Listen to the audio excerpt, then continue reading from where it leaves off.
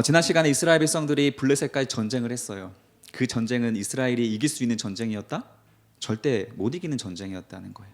이스라엘이 아무리 준비를 열심히 해도, 아무리 성실하게 살았어도 하나님께서 이스라엘을 지게 하기 위해서 주신 전쟁이었기 때문에 이스라엘은 무슨 짓을 해도 이길 수가 없었습니다. 그와 같이 우리에게도 하나님께서 질 수밖에 없는 전쟁을 주실 때가 있어요. 이것은 하나님의 의도된 전쟁이었다. 기억나시죠? 그때 하나님께서 그런 고난을 주실 때에는 우리를 죽이려고 주시는 게 아니라 주저앉게 하려고 주시는 거예요. 주저앉고 우리가 우리 마음속에 쌓아놓은 죄악들, 우상들 이거 다 부수고 새로 만들기 위해서 고난을 주신다라고 했었죠. 그래서 우리에게 기대하는 반응이 있다고 했습니다. 그것은 한나와 같이 하나님 앞에 나오게 하는 것이었어요. 그런데 대부분의 우리들은 하나님께서 그런 고난을 주시면 도망갑니다.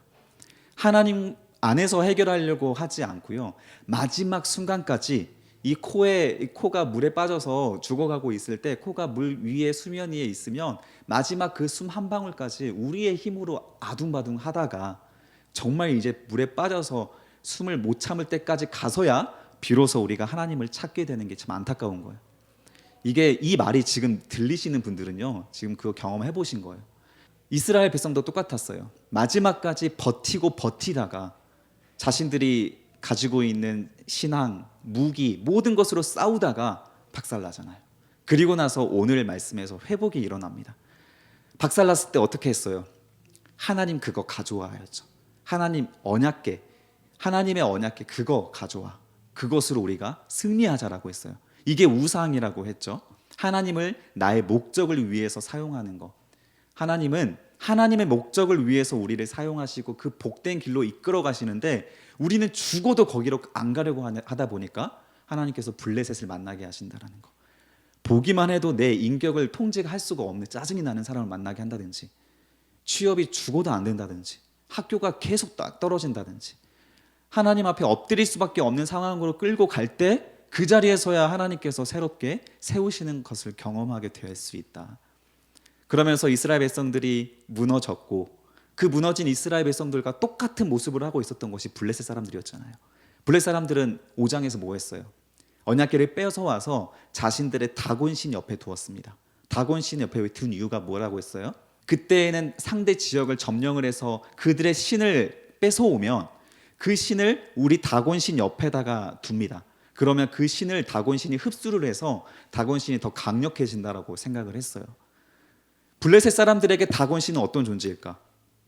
그 다곤신을 너무 사랑하고, 다곤신을 위해서라면 내 인생을 바칠 수 있고, 다곤신은 결국 나를 천국으로 인도하시는, 나의 복된 길로 인도하시는 사랑의 신일까? 그런 이해는 이스라엘밖에 없었어요. 우리가 가지고 있는 이 신에 대한 이해 있죠. 하나님은 사랑이시고 그의 독생자까지 보내주셔서 우리를 못 건져내셔서 안달이신 분, 그런 분은 이 세상 신에 다른 신은 없습니다. 그래서 기독교는 종교가 아니라고 했잖아요. 블레셋의 이해는 다곤은 우리를 강력하게 하는 신이에요. 어떤 적과 만나도 우리를 승리하게 하는 신은 신, 세속적으로 날 더 강력하게 만드는 신, 나를 연봉을 높여주는 신, 결혼 잘하게 해주는 신, 하늘에서 비가 잘 내려줘서 농작물이 성장하는 신, 우리들이 다 건강하게 되는 복된 신인 거예요. 그 목표가 다곤신이었다고, 블레셋 사람들에게. 그 목표를 위해서 이스라엘의 언약궤를 뺏어왔죠. 뺏어와서 자기들이 다곤신 옆에 둬서 다곤이 더 강력해지게. 이스라엘과 똑같았다라는 거예요. 이스라엘도 하나님의 언약궤를 가져와서 우리들의 목적을 더 잘 이뤄갈 수 있게끔. 여러분들 마음속에 다곤이 있습니다. 하나님께서 반드시 들어주셔야 되는 절대적인 신이 존재해요. 그 신이 누군가에게는 아까 말씀드렸던 것처럼 결혼일 수 있고, 취업일 수 있고, 학교일 수 있고, 연봉일 수 있어요. 제각각 이거 없으면 죽을 것 같은 그거 있죠. 하나님이 있어도 이거 없으면 안 될 것 같은 거. 그게 하나님께서 깨부셔야 될 다곤이거든요. 그 다곤을 위해서 우리가 예배하고 있을 때 하나님은 그 예배를 받지 않으십니다. 하나님은 그 의도를 따라가지 않으시고 그 기도에 응답하시지도 않아요. 여기까지도 여러분들이 들리신다면 진짜 경험 많이 해보신 거예요. 이게 아직 안 들리시는 분들도 있어요. 아직 우리 청년들도 어리기 때문에. 이게 들릴 때까지 하나님께서 이끌어 가실 때 우리에게 요구하시는 반응이 있다. 아, 내게 다곤이 무엇이었구나. 지난주에 적용을 못해서 오늘 여기다가 여러분 설교 뒷면에다가 적용점을 넣어놨습니다. 당신의 다곤은 무엇입니까? 이따가 셀 모임 시간에 꼭 나눠보세요. 하나님을 이용해서라도 반드시 내가 얻어야 되는 절대적인 거, 그게 바로 다곤이고요. 그 다곤을 하나님께서 어떻게 했어요? 머리부터 발끝까지 박살내셨잖아요. 에그론 지역에서부터 4개 지역을 이동할 때마다 박살내셨잖아요. 계속 박살내시고 블레셋 사람들이 종기로 치시고 허락하지 않았잖아요. 하나님은 우상으로 사용하려는 거 허락하지 않았잖아요. 블레셋에게도 허락하지 않았고 이스라엘에게도 허락하지 않았어요. 오늘날 우리에게도 절대 허락하지 않으시는 우상으로 섬기는 하나님, 절대 여러분 그거 안 됩니다. 그런 하나님에 매여 있으면요, 고난이 찾아올 때 이해를 못해요. 하나님 상관없이 내 힘으로 아둥바둥하다가 하나님 떠나게 될 가능성이 굉장히 높아요. 하나님은 여러분들을 너무 사랑하셔서 자기 독생까지 버리시는 분이시기 때문에 우리를 살리기 위해서라면 하나님은 무슨 짓이든 할 수 있는 사랑의 하나님이라는 거 항상 이해하시고 그 고난을 이해해야 돼요. 이 고난으로 내 인생을 멸망시킬 분이 절대 아니다. 나를 성장시키시고 바른 길로 인도하실 분이시다. 여기까지가 우리 지난 시간에 살펴봤던 내용이었습니다. 그렇다면 이스라엘 백성들이 오늘 말씀에서 어떻게 됐을까요? 우리가 읽었던 7장에서는 놀랍게도 회복을 했어요. 근데 블레셋에서 이스라엘의 언약궤를 감당을 못해. 그래서 이것을 이스라엘로 돌려보냈다고 했잖아요. 자신들의 다곤을 포기하는 게 아니고 이스라엘 하나님 감당 못하니까 그냥 가져가라고. 하나님이 스스로 언약궤가 이스라엘로 돌아왔어요. 이스라엘 백성들이 그거 보고 나서 어떻게 생각했을까요? 이야, 역시 우리 하나님 최고. 우와, 우리 역시 하나님 살아계신 하나님이야. 기뻐했습니다. 찬양했어요. 그리고 나서 뭐 했을까요? 그 언약궤가 이렇게 생겼다고, 이 정도 사이즈라고 했죠. 70cm에 한 130cm 이 정도, 120cm에서 70cm, 한 이 정도 사이즈예요. 이 정도 사이즈에 있는 위에 속죄소가 있어요. 속죄소는 천사들이 서로 날개를 이렇게 맞닿고 서로 껴안고 있습니다. 천사들이. 그 속죄소인데 그 속죄소는 뚜껑으로 덮여 있습니다. 그 속죄소 안에는 십계명 돌판이 들어 있고 아론의 쌍난 지팡이가 들어 있습니다. 자, 그 속죄소를 이스라엘 백성들이 본 거예요. 어떻게 했을까요? 궁금한 거야, 궁금한 거. 이 언약궤는 평소에 대제사장도 1년에 한 번밖에 못 봐요. 1년에 한 번 대속죄일에 우리의 죄를 회개해야 되는 그날에 하나님 앞에 나아가서 휘장을 걷고 그 안에 대속죄일에 대제사장만 혼자 들어가서 그 언약궤를 볼 수 있는 겁니다. 함부로 만지지도 못해요.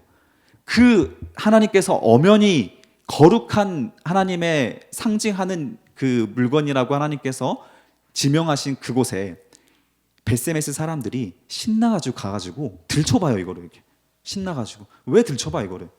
왜 들춰볼까요? 하나님이 어떤 분인지 몰라요.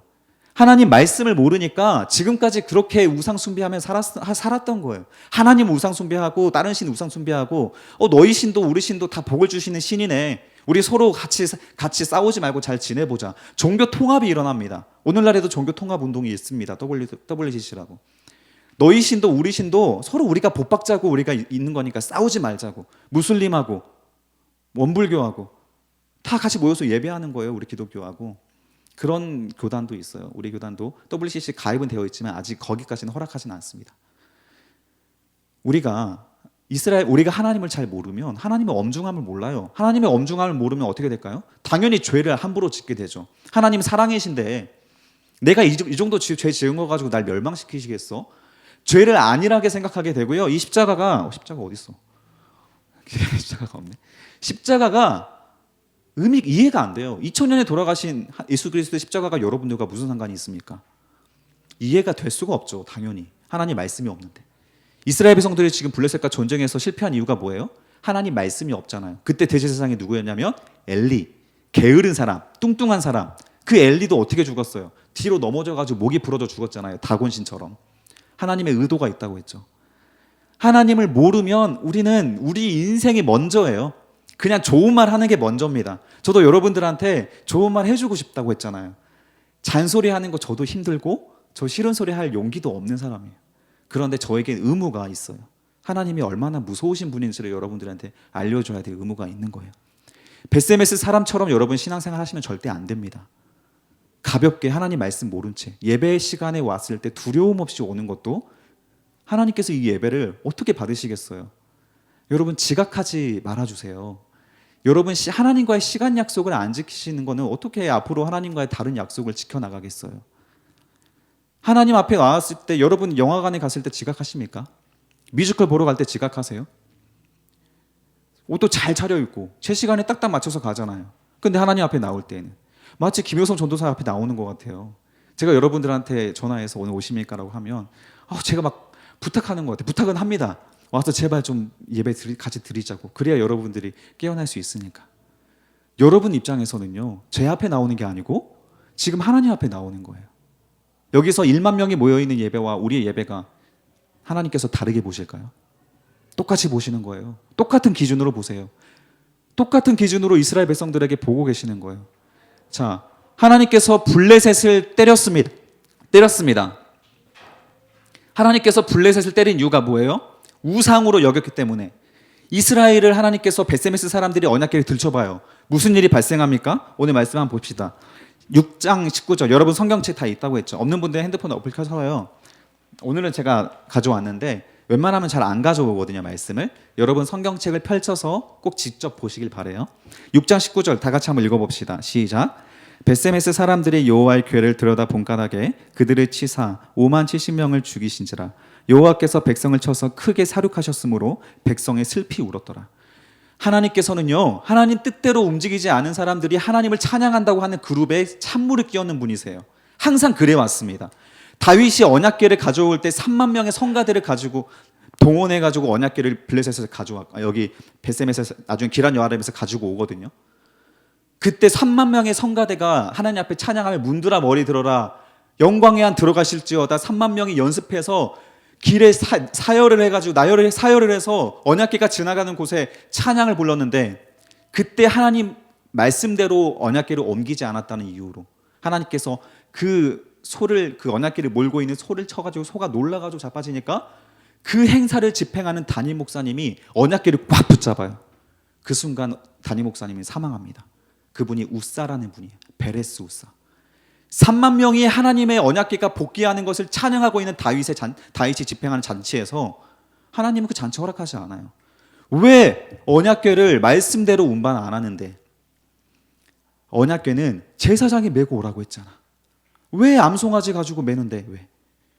그때는 제일 좋은 수레를 사용했겠죠. 하나님을 위해서요. 하나님 좋은 거 드리고 싶어서요. 그거 필요 없다는 거예요. 우리한테 좋은 게 하나님한테 좋은 게 아니에요, 여러분. 우리가 헌금을 얼마든지 하나님께서는 그건 그냥 종이 쪼가리라고 했잖아요. 우리한테나 헌금이지. 우리한테나 귀한 우리의 마음이지. 하나님은 그 마음을 받으시고요. 그 종이는 의미가 없어요.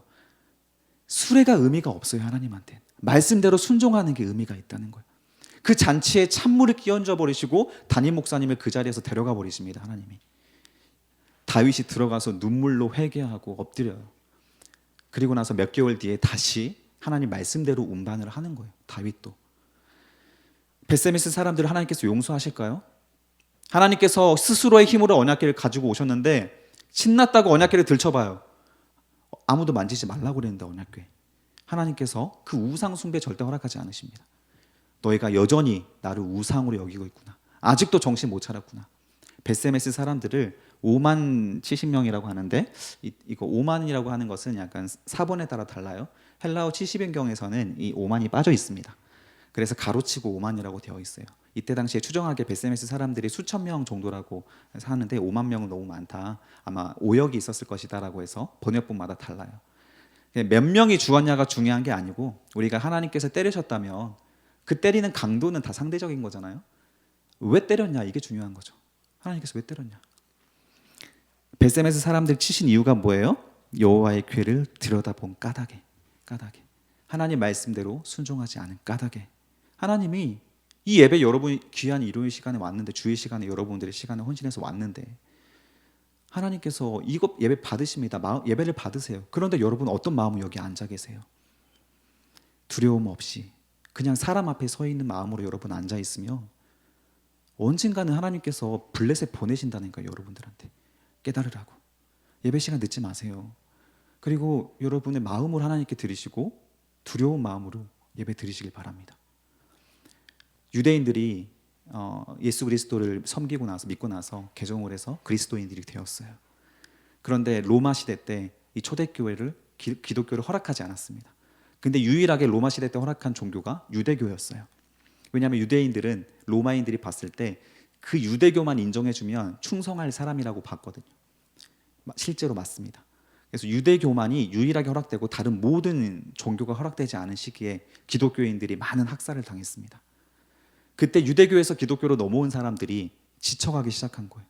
유대교인들은 헤롯이 지어낸 그 40년 동안 지은 으리으리한 성전에서 화려한 예배를 드리고 있는데 우리들은 카타콤에서 시체가 썩어가는 냄새 옆에 냄새를 맡아가면서 5명이서 그룹을 지어서 목숨을 걸고 비참하게 예배 드리고 있는데 한두 번은 괜찮았는데 그것이 10년, 20년, 30년, 40년, 100년 흘러가니까 언제까지 우리 이렇게 비참하게 살아야 되냐고. 유대교도 하나님 섬기고 우리도 하나님 섬기는데 우리 이렇게 초라하게 예배 드리지 말고 그냥 유대교 가서 하나님 섬기자고. 다시 예수 그리스도 버리고 유대교로 개종하는 사람들이 막 늘어나는 거예요. 그때 하나님께서 요한계시록 요한을 통해서 보여주신 이미지가 뭐냐면 너희들이 그 시체 썩어가고 있는 지하 카타콤에 숨어서 드리는 그 예배가 그 초라한 예배가 아니야. 너희가 드린 그 예배 하늘의 천상의 예배와 연결되어 있는 천군 천사가 하나님께 드려지는 그 예배와 연결되어서 너희가 아멘할 때 그들도 아멘하고 너희가 하나님을 찬양할 때 그들도 하나님을 찬양하고 목숨 걸고 드려지는 그 예배가 결코 초라한 예배가 아니라 하나님께서 받으시는 너무 소중한 예배다. 유대교의 저 예배 자기들을 위하여 드리는 우상의 예배일 뿐이다. 하나님께서 주목하시는 예배 자리는 많고 적음에 있는 것이 아니라 하나님을 두려워하고 사랑하는 그 마음속에 우리의 진심을 하나님께 드릴 때 하나님께서 천군 천사와 함께 그 자리에서 함께 예배하신다라는 거예요. 우리 함께 지각하지 마시고 미나자매 지각하지 마시고 숨어있지 말고 시간 잘 맞춰서 오시고 꼭 우리 하나님 앞에 온전한 예배로 두려움으로 예배 드리시기를 축복합니다. 베세메스 사람들이 이때 크게 혼이 나고 나서요 이스라엘 백성들이 정신을 잃어버렸어요. 이미 지금 블레셋과의 전쟁에서 누가 죽었어요? 대제사장이자 사사가 죽어버렸습니다. 그리고 제사장 2명 홈리와 비느하스가 죽어버렸어요. 그리고 여호와의 언약궤가 빼앗겼습니다. 성막에 아무것도 없어요. 텅텅 비어있는 거예요. 하나님의 영광을 떠났다. 이가봇이라고 엘리의 며느리가 외치다가 죽었습니다. 이스라엘에게는 아무 소망이 없는 밑바닥이 되어버렸는데 그때 베세메스에 온 이 언약궤가 또 하나님을 이스라엘이 쳐버리니까 진짜 이제 우리에게 소망이 없다라고 절망하고 있을 그때 진짜 이스라엘에게 소망이 없나요? 아니죠. 이스라엘에겐 소망이 있습니다. 누가 있었어요? 누가 남아있어요? 사무엘이 남아있잖아요. 사무엘. 어렸을 때부터 하나님 앞에 인생을 헌신하고 하나님 앞에 말씀을 공부하고 말씀대로 순종하고 살아가는 어릴 때부터 하나님의 선택받은 사람 사무엘이 있잖아요. 그 사무엘이 이스라엘을 종교 개혁을 일으키기 시작을 하는 거예요. 그 사무엘이 무엇을 하는지 오늘 말씀에 드러 나옵니다. 한번 볼까요? 1절부터 보겠습니다. 1절, 2절, 7장 1절, 2절입니다.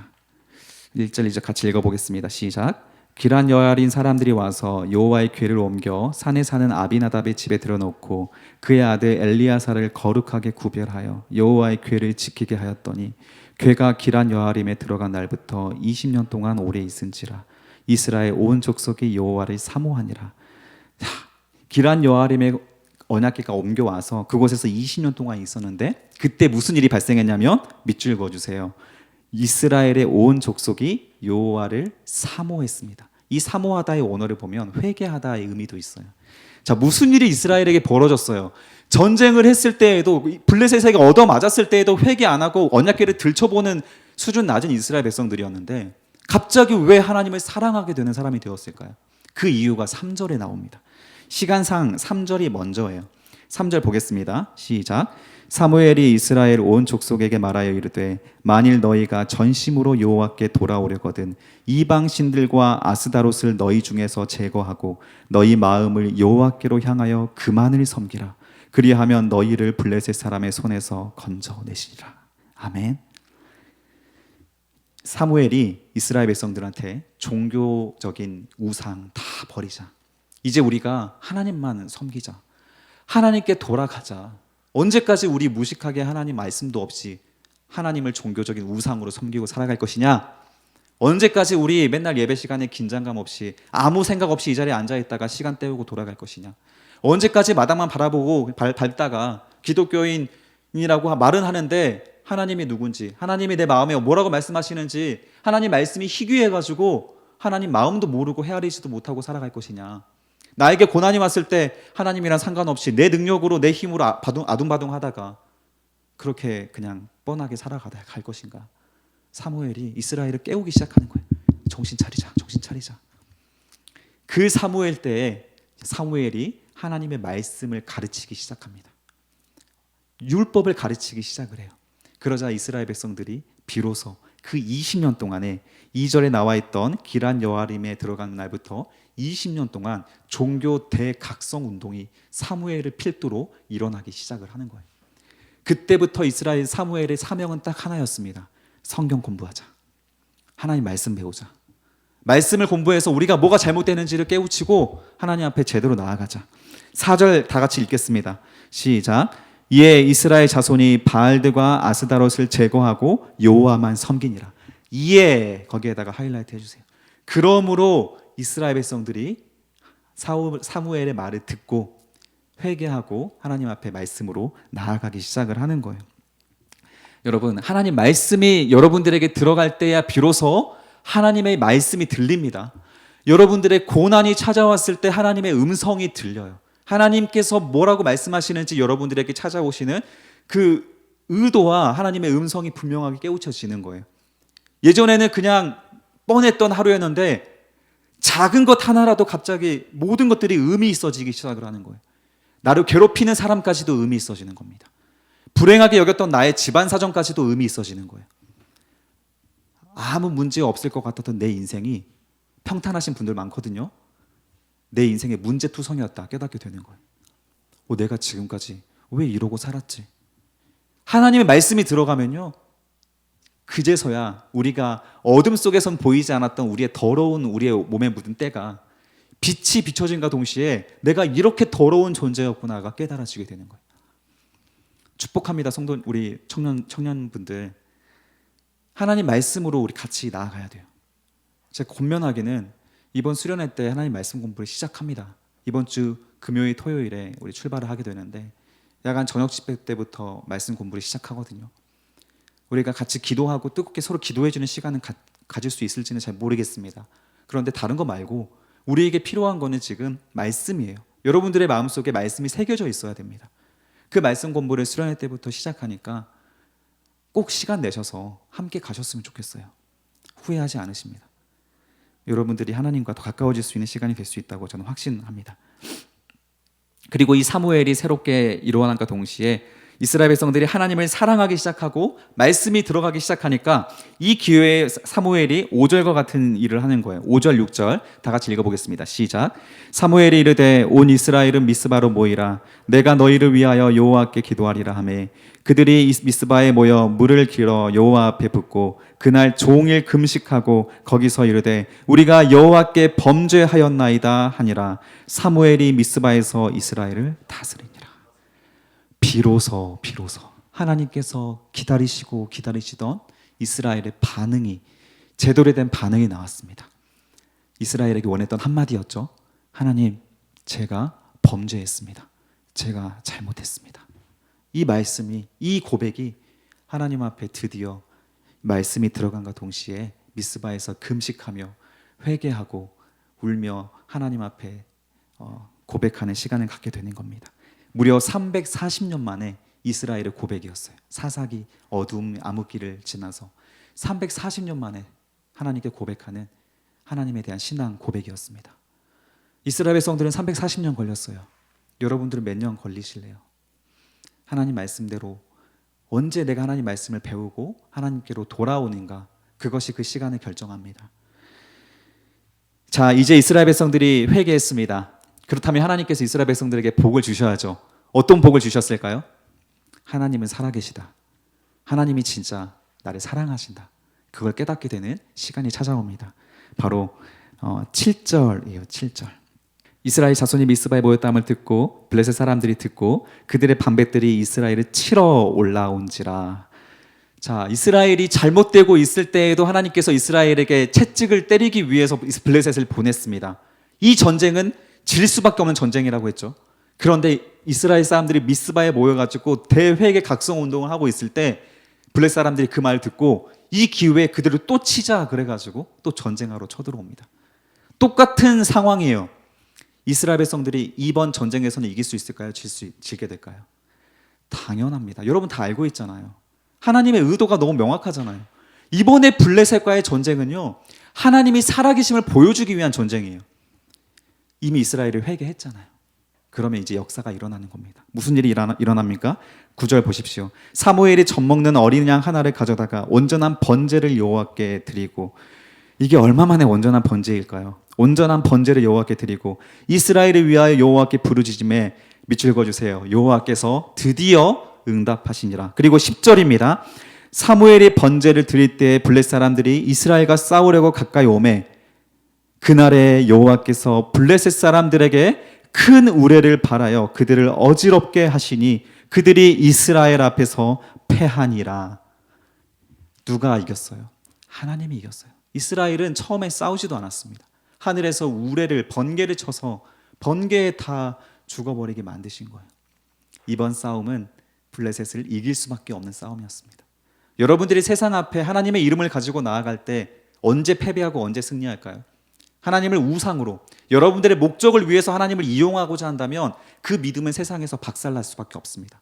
하나님이 여러분 사랑하시면. 우상을 위해서 하나님을 이용하는데 그 우상을 하나님이 들어주세요. 그 하나님이 여러분들이 계속 잘못된 길로 가도록 방종하는 거거든요. 우상을 위해서 하나님을 위해서 하나님께 기도하며 싸우는데 그때 여러분들이 패배했습니까? 그러면 하나님께서 여러분들에게 의도적인 패배를 주신 거예요. 그때에는 이스라엘 백성처럼 엎드리고 나와야 될 때가 되는 거예요. 그리고 엎드리고 나아올 때 정말 어떻게 해결될 수가 없을 것 같았던 나의 인생 가운데 그제서야 기적이 일어나게 되는 걸 여러분들이 보게 되시고 우리가 그것을 서로 나누는 것을 간증이라고 부릅니다. 똑같은 상황이지만 전혀 다른 반응과 전혀 다른 상황의 결과가 이루어지게 되는 거예요. 그리고 그제서야 이스라엘 백성들이 깨닫고 나서 지어낸 하나의 이름이 있습니다. 사무엘상 7장 12절 우리 다 같이 읽고 마치겠습니다. 시작. 사무엘이 돌을 취하여 미스바와 센 사이에 세워 이르되 여호와께서 여기까지 우리를 도우셨다 하고 그 이름을 에베네셀이라 하니라. 에베네셀 많이 들어보셨죠? 이때 사용한 단어가 에베네셀이에요. 하나님께서 여기까지 우리를 도우셨구나. 그 깨달음으로 이스라엘 백성들이 하나님 앞에 간절함으로 나온 거예요. 하나님, 우리의 340년의 암흑기에 어두운 죄악들을 회개합니다. 하나님, 저희가 그동안 너무 몰랐습니다. 하나님께서 얼마나 우리를 찾으시고 기다리시는지, 하나님께서 우리의 죄악을 보시고 얼마나 대성통곡하고 계셨는지 정말 몰랐습니다. 근데 이제야 우리가 하나님 말씀을 배워보고 우리의 인생을 돌아보니 걸음마다 자욱마다 죄가 없는 것이 한 군데도 없네요. 예수님을 사랑한다고 고백하며 살았던 우리의 인생이 왜 이렇게 내 멋대로 살아온 우상덩어리의 인생이었는지, 하나님, 내 인생을 보니까 하나님께서 왜 저를 사랑하시는지 도저히 저는 알 수가 없을 만큼 저는 죄인 중에 괴수였네요. 하나님, 이제라도 하나님 앞에 이렇게 깨달아서 주님께 신앙을 고백합니다. 여기까지 인도하신 하나님, 여기까지 나를 때려주셔서 고난 가운데로 인도하신 하나님, 감사합니다. 에베네셀을 그곳에 세우게 되는 거예요. 우리 모든 청년분들이 여기까지 신앙이 도달할 수 있기를 주님의 이름으로 축복합니다. 아멘. 아멘. 감사합니다. 우리 함께 다 같이 찬양하실 거예요. 내 안에 주를 향한 이 노래, 영원한 노래가 있으니 날 향한 주님의 크신 사랑 영원히 찬양하겠습니다. 나의 이 많은 죄악 가운데서도 나를 포기하지 않으시고 우리를 초청하신 하나님, 나를 버리지 않으시고 말씀으로 인도하신 하나님 아버지, 감사합니다. 저 이제 말씀으로 걸어갈게요. 말씀으로 살아갈게요. 하나님, 이제 제가 회개하고 하나님께서 제게 주신 다시 한 번의 기회를 붙잡고 하나님의 기쁘신 뜻대로 살아가도록 결단하겠습니다. 우리 그런 마음을 가지고 이 찬양을 부르겠습니다. 가사를 묵상하시며 우리 전심으로 찬양해 봅시다.